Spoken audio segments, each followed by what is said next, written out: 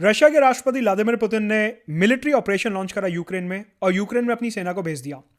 Ukraine को उम्मीद थी कि अगर रशिया हमारे ऊपर हमला करता है तो नेटो की forces, US, UK, France, Germany और जो दूसरे वेस्टर्न यूरोपियन देश हैं वो हमारी मदद करेंगे।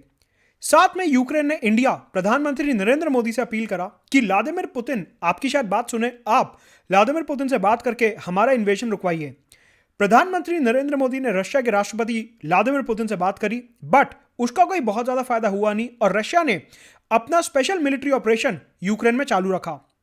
यूक्रेन इस टाइम पे पूरे तरीके से अकेला पड़ा हुआ है और रशिया अपनी मिलिट्री पावर का इस्तेमाल करते हुए कीव, जो कि यूक्रेन की कैपिटल है, वहां तक पहुंच चुका है।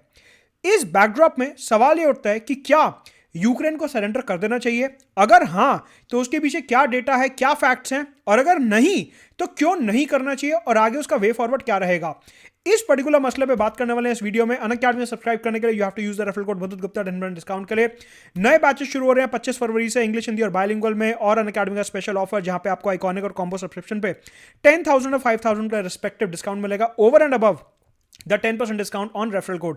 साथ के साथ अनअकैडमी लाइट सब्सक्रिप्शन, जो कि हमारा टेस्ट सीरीज प्रोडक्ट है, जहां पे जीएस और सीसैट के टेस्ट मिलेंगे आपको 6 मंथ्स और 1 ईयर का subscription 50% of till 28 February. Also नए बैचेस शुरू हो रहे हैं इंग्लिश, हिंदी, बायलिंगुअल में। ऑप्शनल के बैचेस शुरू हो रहे हैं अनअकैडमी अल्ट्रा कॉम्बैट 27 फरवरी सुबह 11 बजे। 1 घंटे का ये क्विज होने वाला है जिसमें 54 क्वेश्चंस होंगे। Do attempt it and let's crack it. तो हमने देखा किस प्रकार से रशिया ने यूक्रेन में अपनी फोर्सेस को भेजना शुरू करा और इधर इस एरिया में यूक्रेन का इन्वेजन चालू है। रशिया ने अपने फोर्सेस को यूक्रेन में भेजना शुरू करा है, राइट। यूक्रेन की कैपिटल कीव, ओवर हियर अगर हम देखें ध्यान से, यहां पे यूक्रेन की कैपिटल है कीव। इसके सराउंडिंग एरियाज में रशिया की मिलिट्री पहुंच चुकी है और आपको पता है कि डिप्लोमेसी का एक रूल होता है कि अगर आपकी कैपिटल कैप्चर कर ली जाए दुश्मन द्वारा तो आपका देश पूरे तरीके से कैप्चर्ड माना जाता है। रशिया की जो आर्मी है, रशिया की जो फोर्सेस हैं, वो कीव तक पहुंच चुकी हैं और देखना यह है कि आने वाले समय में रशिया का मिलिट्री एडवांसमेंट कितना रहता है यहां पे। इस बैकड्रॉप में अगर हम समझें, रशिया और यूक्रेन की जो मिलिट्री है उसमें काफी ज्यादा हमारे को डिफरेंस देखने को मिलता है। दुनिया के अलग अलग थिंक टैंक्स हैं जिनका ये डेटा है जो ये दिखाते हैं कि रशिया के पास अप्रॉक्सीमेटली 8.5 लाख सोल्जर्स हैं, वेयर एज यूक्रेन के पास सिर्फ 2.5 लाख सोल्जर्स हैं। उसमें भी नंबर ऑफ सोल्जर्स तो रशिया के पास ज्यादा है ही, लेकिन अगर हम टेक्नोलॉजी की बात करते हैं, रशिया के पास 12,500 टैंक्स हैं और यूक्रेन के पास सिर्फ 2,600, मतलब कि 2,500 के करीब टैंक्स हैं। आर्मर्ड व्हीकल, जो अलग अलग व्हीकल्स होते हैं जहां पे ट्रक के ऊपर आप जो अलग प्रकार की गन्स होती हैं उनको माउंट करके अटैक कर सकते हो, रशिया के पास ऐसे 30,000 आर्मर्ड व्हीकल्स हैं और यूक्रेन के पास सिर्फ 12,000। रशिया के पास सबमरीन्स हैं अप्रॉक्सीमेटली 70,000 और यूक्रेन के पास एक भी न्यूक्लियर सबमरीन नहीं है। नेवल वेसल्स की अगर बात करते हैं, अलग अलग शिप बेस्ड वेपन्स की बात करते हैं, तो रशिया के पास 600 अलग अलग प्रकार के एयरक्राफ्ट कैरियर्स, नेवल वेसल्स हैं, वेराज यूक्रेन के पास सिर्फ 38 हैं। अगर हम सिर्फ और सिर्फ मिलिट्री का कंपैरिजन करते हैं तो यहां पे रशिया जो है पूरे तरीके से यूक्रेन को आउट नंबर कर चुका है। रशिया की जो मिलिट्री स्ट्रेंथ है वो दुनिया में सेकंड लार्जेस्ट मिलिट्री स्ट्रेंथ है एज कंपेयर टू यूक्रेन। तो ये नंबर हमारे को दिखाता है कि यूक्रेन के पास कोई बहुत ज्यादा चांस नहीं है रशिया के सामने खड़े होने का। लेकिन यहां पे एक फैक्ट और है कि रशिया का जो डिफेंस बजट है that is approximately $61.7 billion. Ukraine का जो डिफेंस बजट है दैट इज ओनली $5.9 बिलियन। मतलब कि रशिया का जो डिफेंस बजट है, रशिया अपनी आर्मी पे जितना खर्च करता है वो यूक्रेन से 10 गुना ज्यादा खर्च करता है।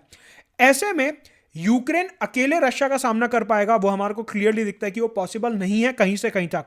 ऐसे में यूक्रेन ने NATO forces, US, France, Germany etcetera, इन सबको बुलाने की कोशिश करी, लेकिन जो बाइडेन जो कि अमेरिका के राष्ट्रपति, उन्होंने क्लियरली बोल दिया कि हम अपने ट्रूप्स को, अपनी आर्मी को यूक्रेन में नहीं भेजेंगे।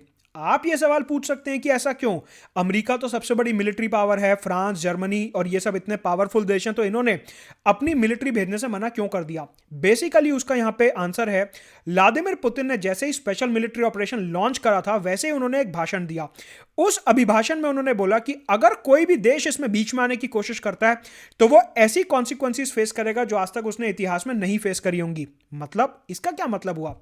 इसका मतलब हुआ व्लादिमीर पुतिन ने इनडायरेक्टली यह धमकी दी कि अगर कोई भी देश इंक्लूडिंग अमेरिका, फ्रांस, जर्मनी बीच में आने की कोशिश करता है तो रशिया न्यूक्लियर वेपन्स यूज करने से नहीं रुकेगा।